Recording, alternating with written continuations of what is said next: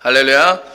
오늘 오후에는 우리 나왔던 제목대로 하고 싶은 일과 꼭 해야 할 일이라는 제목을 함께 하나님의 말씀 전하려고 합니다. 청년들이 많이 보는 이 프로그램 중에 세바시라는 게 있습니다. 세상을 바꾸는 시간 15분. 세바시에 보면 청년들을 향한 특강들이 많이 나오는데 요즘에 청년들이 많이 위축되어 있고 힘들어서 그런지 그 세바시의 특강들 한 번씩 이렇게 쳐다보면 이런 이야기들을 좀 많이 합니다. 젊은 청춘들에게 늘 하는 말이 네가 하고 싶은 일 해라. 이제 이런 말을 많이 네가 하고 싶은 일을 하면서 살아가라. 그런 말들을 참 많이 하는 것 같습니다. 후회임 없는 인생 살고 삶의 기쁨과 좀 보람을 누리고 살려면 자기가 하고 싶은 일을 하면서 살아야 된다. 이런 말을 합니다. 그러면 네가 행복하다. 그렇게 가르쳐요. 그런데 여러분, 우리가 정말 내가 하고 싶은 일만 하면서 살아도 될까요? 아니죠. 왜냐하면 인생이라는 게 하고 싶은 일만 있는 게 아니라 꼭 해야 할 일도 있기 때문에 그렇습니다. 그러니까 우리 인생에는 두 가지 일이 있는 거예요. 두 가지 일이 있는데 하나는 하고 싶은 일이 있고 또 하나는 반드시 내가 꼭 해야 할 일 두 가지가 있는 겁니다. 이 두 가지 일들이 있는데 중요한 건 무엇에 우선순위를 두고 사느냐는 거거든요. 이 두 가지 중에 우선순위를 따져라. 그러면 우선순위가 어디에 있느냐? 오늘 내가 하고 싶은 일보다 내가 반드시 해야 될, 마땅히 해야 될 일이 오늘 우리 삶의 우선순위인 줄 믿습니다. 그래서 인생은 하고 싶은 일만 한다고 해서 행복한 게 아니에요. 반드시 해야 할 일에 내 삶의 우선순위를 두고 그렇게 살아갈 때 보다 가치 있고 보다 의미 있는 인생이 될 수 있는 줄 여러분 믿으시길 바랍니다. 예수님이 이 땅에 오셔서 십자가를 지시고 마지막에 하신 말씀이 테텔레스타이 다 이루었다 그러셨어요. 근데 예수님이 십자가를 지시는 일, 그건 예수님이 하고 싶으신 일이 아니었습니다. 그래서 예수님이 기도하셨죠. 겟세마네에서 아버지여, 만일 아버지의 뜻이거든 이 잔을 내게서 옮기시옵소서. 지금 하고 싶은 일이 아니라는 이야기죠. 근데 이게 반드시 십자가를 지는 것은 반드시 꼭 해야 할 일이기 때문에 또 기도하십니다. 그러나 내 원대로 마옵시고 아버지의 원대로 되기를 원합니다.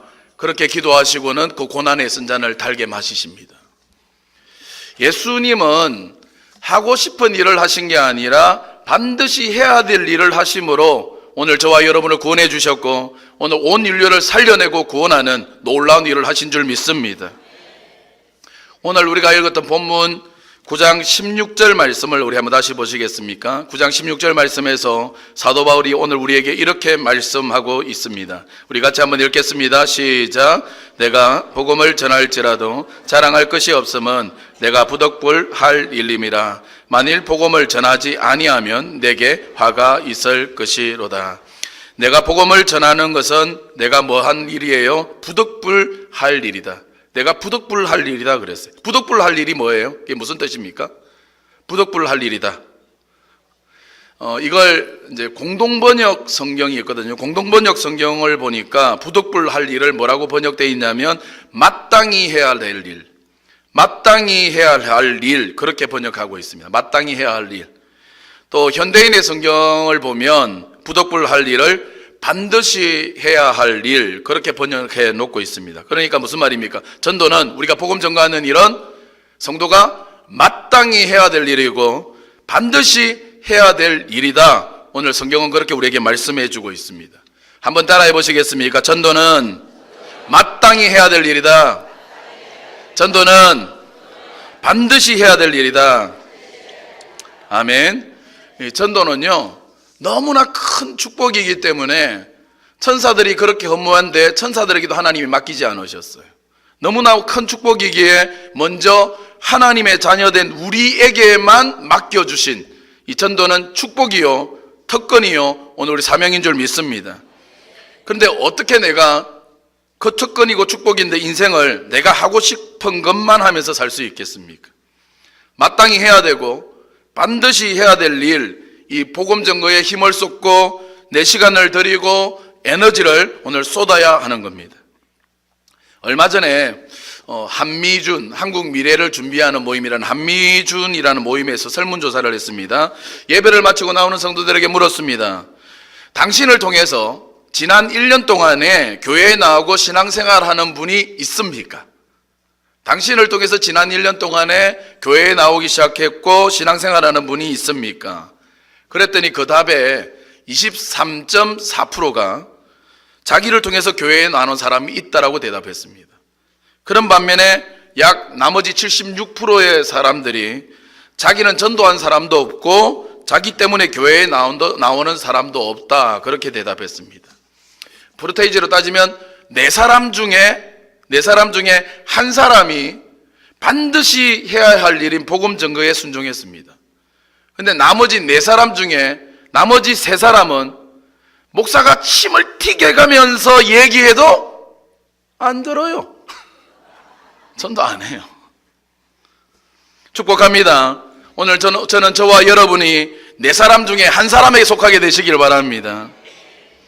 여러분, 지도 밖으로 행군하라라는 책을 쓴 한비아라는 분을 아시죠? 한비아. 지구를 세 바퀴 반이나 걸어서 도보로 세 바퀴 반을 여행했던 사람입니다. 30대 후반에 이제 똑같이 직장 생활을 하다가 30대 후반에 내가 이렇게 살면 안 되겠다 생각이 들었던 것 같아요. 30대 후반에 아주 좋은 직장을 다녔는데 직장에 사표를 탁 던졌어요. 그리고는 자기 퇴직금과 지금까지 모아놓은 돈을 다 모아서 배낭 메고 그때부터 세계 여행을 다니는 겁니다. 처음에 직장 내려놓고 자기가 하고 싶은 일을 배낭 메고 걸어다니지만 하고 싶은 일을 하니까 너무너무 재밌고 너무너무 신났고 행복했어요. 그래서 돌아와서 청춘들에게 자기처럼 하고 싶은 일을 하면서 살아라고 지도 밖으로 행군하라라는 책을 써서 큰 반향을 일으켰습니다. 그런데 그렇게 청년들이 하고 싶은 일을 하면서 살아라고 했던 그녀가 10년이 지났어요. 30대 후반에 시작해서 10년이 지나서 40대 후반이 되었을 때 그때서야 자신이 마땅히 해야 될 일, 반드시 해야 될 일이 있다는 것을 발견하게 된 겁니다. 걸어서 세계 오지를 다닙니다. 세 바퀴 반을 돌았다 했잖아요. 세계 오지를 걸어 다니다 보니까 나만 행복해서는 안 된다는 걸 깨닫기 시작한 거예요. 너무나 가난한 사람들, 버려진 사람들, 굶주려서 죽어가고 있는 사람들, 잃어버린 영혼들이 얼마나 많은지를 발견하게 되었습니다. 이게 나 혼자만의 행복을 위해서 사는 것은 죄라는 것을 깨닫기 시작한 거죠. 그래서 그녀는 하고 싶은 일이 아니라 이제는 마땅히 해야 될 일, 반드시 해야 될 일을 위해서 지금은 뭘 하느냐, 월드비전의 구호팀장이 되셔서 세계 곳곳에 오지를 다니면서 굶주린 사람에게 양식을 나눠주고 음물도 봐주고 그리고 그들에게 복음을 전해주는 반드시 해야 될 일을 하는 사람으로 바뀌어졌습니다. 그런 그녀의 고백이 뭔 줄 아십니까? 제가 하고 싶은 일을 할 때보다도 지금 오지를 다니며 마땅히 해야 될 일을 할 때가 더 행복합니다. 그래서 자기를 고백할 때 지구상에서 나는 지금 가장 행복한 사람이라고 자신을 고백하고 있습니다. 사랑하는 여러분, 이 땅에는요, 우리가 살아가는 이 세상에는 사단이 있습니다. 마귀가 있습니다. 마귀는 시험을 하는 존재거든요. 축복합니다. 저는 오늘 저와 여러분이 마귀의 시험에 빠지지 않기를 바랍니다. 마귀의 시험을 이기는 자 다 되시기를 바랍니다. 옆 사람에게도 한 번 해서 마귀의 시험을 이기는 자 됩시다. 아멘. 마귀가요 참 교묘해요. 우리를 시험하는데 참 교묘하게 이렇게 시험해요. 이런 방식으로 우리를 시험할 때가 있어요. 예를 들어서 내가 주의 일을 열심히 하고 있는데 갑자기 내 마음에 사탄이 생각을 심는 거예요. 이런 생각이 내한테 갑자기 들게 해요.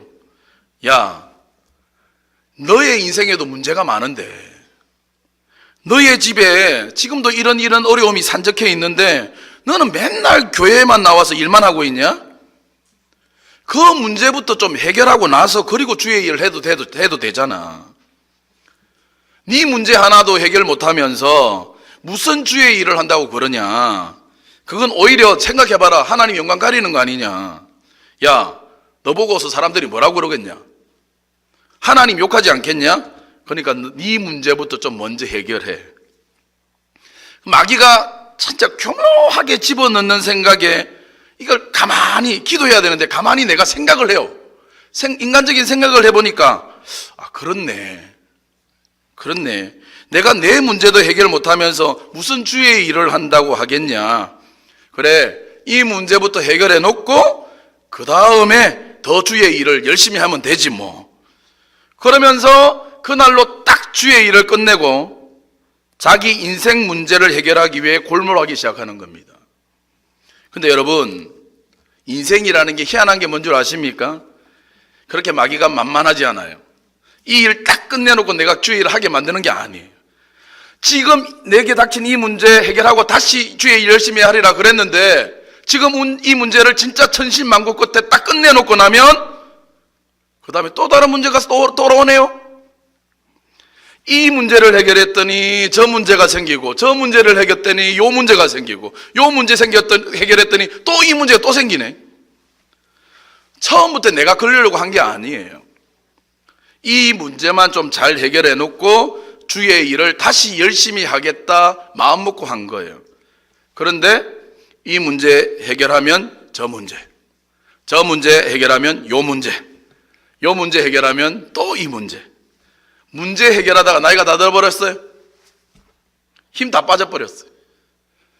죄송해요. 자기 자녀들 애기 봐주는 거 잘못됐다고 사는 게 아니에요. 제가 많은 경우에 애 봐주지 말라 그러거든요. 보면 자녀들 애기 절대 안 봐준다, 지금부터 말하세요 라고 저는 이야기해요. 왜 그러냐면 제가 많이 봤어요. 첫 아이가 태어났어요. 부모님 생각이 그런 거거든요. 우리 두 부부가 열심히 돈 벌어서 일으키면 빨리 일어나겠다. 그러니까 내가 애 봐줘야 되겠다. 그래서 주의 일 열심히 하다가 애 보기 시작해요. 하나 봐주면 내가 이 애 봐주고 나면 조금 크면 유치원 보내고 나서 내가 또 주의 일을 해야지. 근데 둘째 나요. 둘째 키우고 나잖아요. 그러면 둘째가 아기를 낳기 시작해요. 결혼해서. 그러다가 나이가 드셔요. 그리고 힘들어요. 이게 여러분 마귀의 큰 시험입니다. 여기에 빠지면 안 돼요. 성경은 오늘 우리에게 계속해서 말씀하시느냐 하면 마태복음 6장 33절 말씀 다 아시죠? 큰 소리로 같이 한번 암송해. 너희는 먼저, 자 시작. 먼저 그의 나라와 그의 의를 구하라. 그리하면 이 모든 것을 너희에게 더하시리라. 아멘. 아멘이죠? 먼저 그의 나라와 의를 구해라. 그리하면 무엇을 먹을까 입을까 마실까 그 문제 내가 다 해결해 줄게.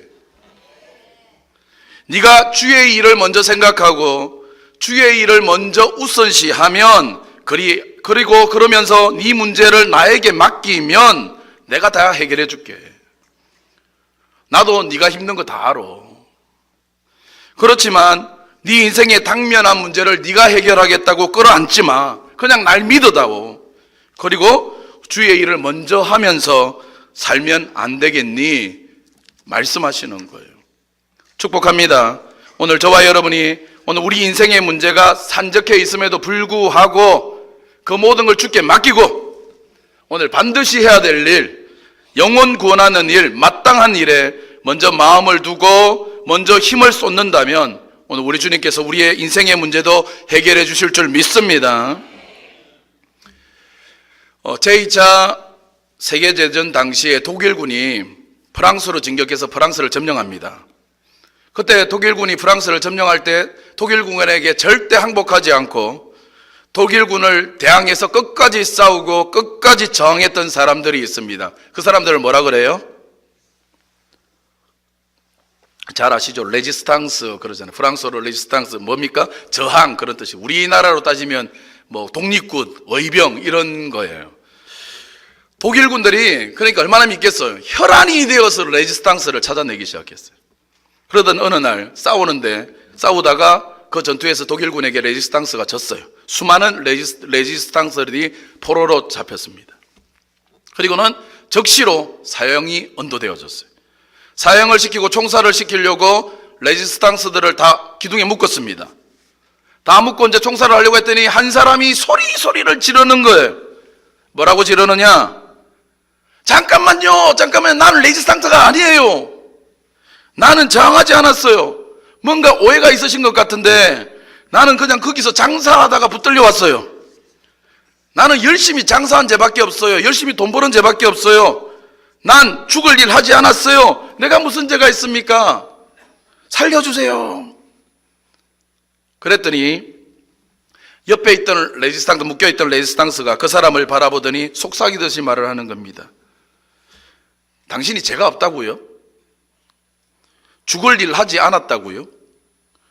독일이 우리 프랑스를 쳐들어와서 점령한 지가 벌써 5년이 되었습니다. 그 5년 동안 수십만의 사람들이 죽어나갔고 나라가 지금 멸망의 위기에 있는데 당신은 아무것도 저항하지 않고 당신의 일에만 종사하고 돈 버는 일에만 열심히 했다고요? 아무 일도 하지 않았다는 것, 그게 바로 당신이 오늘 죽어야 될 죄입니다. 사랑하는 여러분, 우리가 육적인 눈이 아니라 영적인 눈을 떠서 이 세상을 바라보고 이 세상의 영혼들을 바라보면 전쟁터예요. 지금 어둠의 영들이 얼마나 많은 세상의 영혼들을 잠식해가고 점령에 들어가고 있는지 모릅니다. 가만히 보고만 있어서는 안 되죠. 저항, 레지스탕스, 저항해야 돼요. 싸워서 구해내야 되는 겁니다.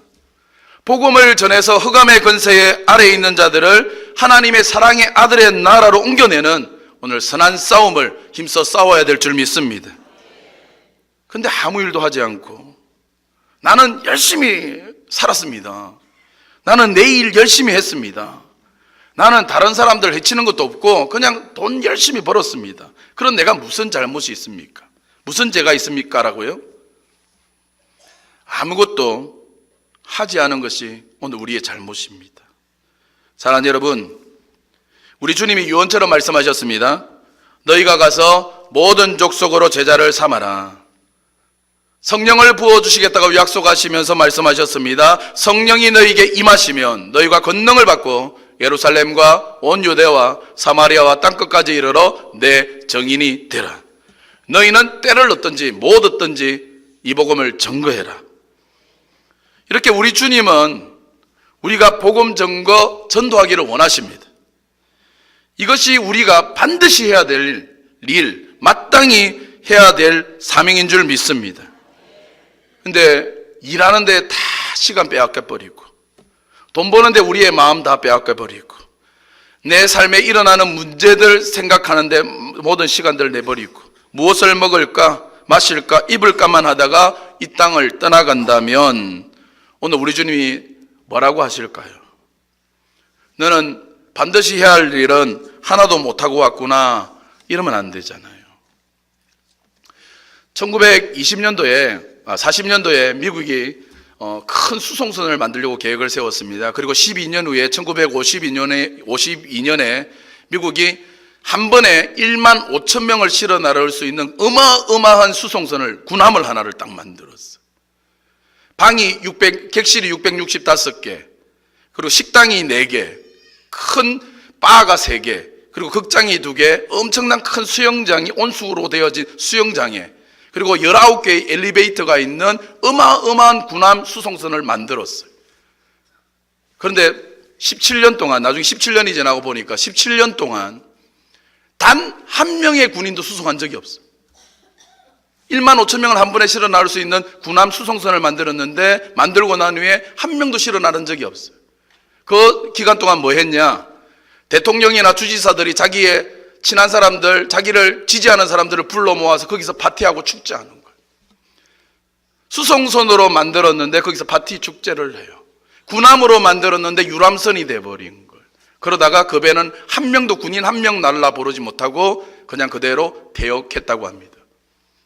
오늘 하나님 우리 교회의 존재 목적을 뭐라고 하시느냐? 오늘 교회의 존재 목적은 유람선으로 하나님 부르신 것이 아니라 군함으로 부르셨습니다. 오늘 죽어가는 영혼을 살리고 오늘 죽어가는 그 영혼들을 구원해서 하나님 나라로 옮기는 수송선으로 오늘 우리를 부르셨습니다. 그런데 군함의 역할은, 수송선의 역할은 하지도 못하고 그냥 우리끼리 모여서 우리끼리 재밌다, 즐겁다, 신난다, 파티하고 즐겁다, 유람선으로 끝난다면 오늘 그것이 얼마나 안타까운 일인지 모릅니다. 우리가 지난 주일에 4월 14일 행복의 초대 비전 축제 선포주일로 지켰습니다. 이제 오늘이 며칠 남았어요? 답 다 있어요, 저기. 21일, 디데이 21일 남았어요. 3주 딱 남았어요. 우리가 이 행복의 초대를 어떻게 준비하느냐에 따라서 열매 맺을 수도 있고 열매 맺지 못할 수도 있어요. 그냥 하는가 보다 아니에요. 잘 준비해야 돼요. 자, 어떻게 준비하면 좋을까? 좀 몇 가지만 간단하게 이야기하려고 합니다. 첫째로요, 내 주변에 있는 영혼들, 지금 이미 작정하신 분들인데 작정한 영혼들 내 가슴에 품고 기도해야 합니다. 품고 기도해야 돼요. 기도해야 역사가 일어나요. 아기가 먼저 잉태되어야 10달이 차면 해산이 되어 나오는 것처럼 내가 나의 전도 대상자들을 내 가슴에 먼저 품고 기도해야 해산이 되는 거죠. 이거 그래서 우리가 태신자 운동 뭐 이런 이야기 하잖아요. 그럼 어떻게 기도해야 돼요? 골로새서 4장 3절 말씀해 보니까 전도의 문을 열어달라고 기도하라고 그랬어요. 전도의 문을 열어달라. 한번 따라해 보세요. 전도의 문을 열어주옵소서. 하나님, 4월 14일 행복의 초대를 앞두고 내가 전도해야 될 예비된 영혼들을 만날 수 있는 전도의 기회를 주시고 전도의 문을 열어주십시오. 내가 품고 기도하는 전도 대상자 마음의 문을 열어주시고 영의 눈을 열어주시고 그리스도의 복음을 담대히 전할 수 있는 전도의 기회의 문을 열어주십시오. 전도의 문을 열어달라고 그 영혼을 품고 기도하셔야 됩니다. 둘째로 그 영혼을 품고 기도하다가 기도만 해서는 안 돼요. 관심을 가져야죠. 관심을 가지고 만나셔야 합니다. 관심을 갖고 바라보면 그 영혼의 필요가 보여요. 그러면 그 필요를 알고 그 사람을 만나야 되는 거예요. 만나야 돼요. 자꾸 만나야 역사가 일어나는 겁니다. 안 만나고 기도만 하고 앉아 있으면 역사가 일어나지 않아요. 한 청년이 자기가 헌무하는 짝사랑하는 여인이 있었어요. 그 여인과 결혼하고 싶었어요. 근데 거리가 좀 있어요. 요즘 같으면 전화하면 되겠지만 그때는 편지할 때예요. 그래서 열심히 매일매일 그 여인을 향해 사랑의 연애 편지를 매일매일 보냈어요. 700여 통을 보냈어요. 그 사랑이 이루어졌을까요? 아니요. 그 여인이 우체부하고 결혼했대요. 매일매일 700통을 보내다 보니까 이 여인이 매일매일 700통, 700분이나 만나다 보니까 그 우체부하고 결혼해요. 만나야 역사가 일어나요. 만나야. 아시겠죠? 만나야 역사가 일어나요. 세 번째, 만나서 뭘 할 거냐? 여러분의 간정을 들려주셔야 돼요. 간정. 내가 예수 믿기 전에는 이랬는데 예수 믿고 나서 이렇게 변했고 지금 예수 믿고 나서 이런 은혜들이 내게 있다. 이런 걸 자꾸 간증을 해주셔야 돼요. 우리 교회에 이런 부분들, 목사님이 너무 좋고 사모님이 이러시고 우리 교회 전국 분위기 이렇고 요즘 이렇다. 간증을 하셔야 돼요. 특별히 만나서 세밀하게 이렇게 관찰하다 보면 우리 이미 아는 사람도 있지만 그 사람은 다 문제가 있거든요. 그 사람이 어떤 깊은 문제가 있는지를 알게 돼요. 그래서 질병의 문제일 수도 있고 자녀의 문제일 수도 있고 가정의 문제일 수도 있고 아니면 재정적인 문제일 수도 있고 여러 가지 문제 있을 수 있어요. 그러면 가능하다면 우리가 한 번만 만나는 거 아니잖아요. 그 다음에 그 사람을 만나러 차를 마시러 나갈 때 예를 들면 질병의 문제를 해결한 분이 있을 거 아니에요. 기도하면서. 그런 분이 우리 교회 안에 있는 분들을 초청을 해서 같이 가는 거예요. 같이 가서 그분이 간증을 하게 하는 거죠. 그러면 어때요? 같은 관심사거든요. 자연스럽게 대화를 풀어나갈 수 있고 또 마음의 문이 활짝 열리게 되는 거예요. 그런 거예요. 예를 들어서도 그런 거죠. 병원을 신방하다 보면 목사가 찾아왔으니까 감사하기는 하죠. 그런데 저도 이번에 해보니까 그렇더라고요. 찾아오는 거 귀찮더라고요. 자꾸 나도 쉬고 싶은데 자꾸 오니까 귀찮은 부분들이 있어요. 아마 성도님들도 그럴 수 있으실 것 같아요. 자기 몸이 아프니까 모든 게 만사가 귀찮아요. 그런데 가서 신방을 하다가 병들었다고 이제 이야기하면서 이제 하는데 이제 제가 병들었던 이야기들을 하는 거죠. 제가 이전에 병들었던 이야기들을 하고 하나님 앞에서 이런 음성을 들었고 그래서 이렇게 기도하면서 하나님 앞에 응답받았다 하면 갑자기 눈빛이 바뀌어요. 눈빛이 바뀌면서 잘 들으시고 기도도 받고 말씀을 듣는 걸 보거든요. 제가 뭘 말씀드리는 거 아시겠죠? 그러니까 그분의 문제가 뭐고 관심사가 뭔지를 파악해서 그 부분을 간증을 하시라는 거죠. 자, 네 번째, 첫째는 품고 기도하고 두 번째는 만나고 세 번째는 그에 맞는 간증을 들려주고 네 번째는 그를 기대하라. 기대하셔야 돼요. 기대하셔야 돼요. 이 사람이 분명히 변화될 거다. 이 사람이 분명히 주님이 쓰실 거다.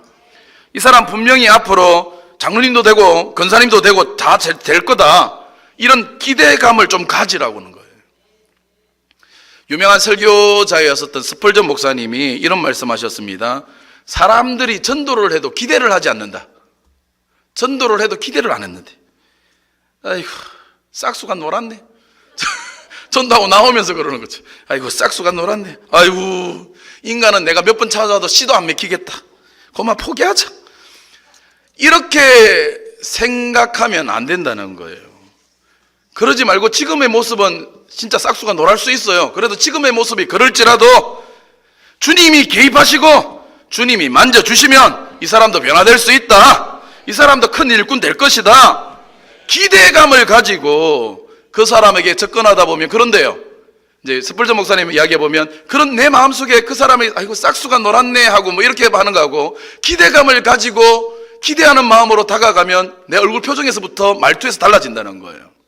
벌써 그게 얼굴 표정에 나타나고 내 말에 묻어나가는 거예요. 그래서 열매를 맺게 된다는 겁니다. 기대감을 가져야 돼요. 마지막 5번째, 삶을 통해서 그리스도를 나타내라. 드러내야 돼요. 이게 무슨 말이냐면 어떤 교회 총동원 전도주일에 1026명을 전도한 장로님이, 전도왕 장로님이 계셔요. 1026, 혼자서 1026명, 처음부터 1026명을 하려고 한 게 아니에요. 그래서 이제는 전국 교회 다니면서 간증을 하시는 분인데 이분의 직업이 뭐냐면 금은방을 하셔요. 시계 고치고 하는 금은방을 경영하시는 장로님인데 교회에서 이번에 총동원 전도주일을 합니다 선포하니까 전도 대상자를 적어내라는 거예요. 여러분 전도 대상자 적어내셨죠? 왜 답이 없디야? 제가 안 적어내신 분은 오늘 나가기 전에 이 교회 문을 못 나가요. 적어놓고 가셔요. 적어내라 그러니까 이 장로님이 전도 대상자 2명을 적어냈대요. 2명.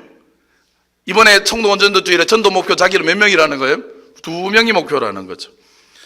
저 2명은 적어내긴 했는데 2명이 있어야죠.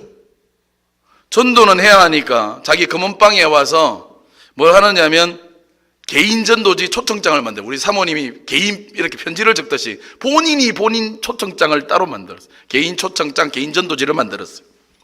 하나님은 당신을 사랑합니다. 언제 어디서 우리 교회에서 이번에 잔치합니다. 한번 꼭 와보세요. 그리고는 쭉 이렇게 적고 나서는 초청장을 적고 나서는 제일 밑에 자기가 금은방을 하니까 그냥 이렇게 조그맣게 적었대요. 혹시나 당구장표 해놓고 혹시나 살면서 반지 알이 빠졌거나 시계가 고장난 분은 공짜로 고쳐드리겠습니다. 제가 금은방 하는데 금은방으로 오세요 라고 적어놓은 거예요. 근데 자기도 몰랐대요. 살면서 반지 알이 빠진 사람이 그렇게 많은 줄 몰랐대요. 그날부터 사람들이 계속 찾아와서 그 사람들을 전도하다 보니까 전도왕이 됐다는 거예요. 1026명을 전도한 거예요. 그래서 삶을 통해서 전도한다는 건 다른 걸 이야기하는 게 아니라 여러분이 지금 직장생활하든 아니면 여러분이 있는 자리에서 기도하면서 지혜를 구하시라는 거죠. 지혜를 구하면서 내 삶을 통해서 어떻게 주님을 전거할까. 주부다 그러면 뭐 하면 돼요? 주부다 그러면 반찬 만들어서 옆집 주면 돼요. 반찬 만들어서 옆집 나눠주면서 오늘 반찬 만들어 같이 한번 맛보라고 주면서 전도해 나가는 거죠. 옆집에 새댁이 산다. 우리 애도 애 봐주는데, 그죠? 잠시 애도 봐주고 그러면서 전도하는 거죠. 이게 삶으로 전도하는 거예요. 이제 말씀을 정리하려고 합니다.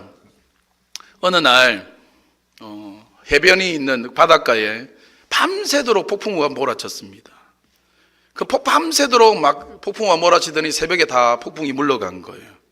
새벽에 한 청년이 해변가로 나갔더니 해변이 뭔가 막 붉게 물들어 있는 거예요. 저게 왜 저렇게 붉지? 그러고 가까이 가보니까 불가사리 떼가 폭풍우에 밀려와가지고 해변가로 다 밀려 나온 거예요. 생각이 든 거죠. 청년 생각이.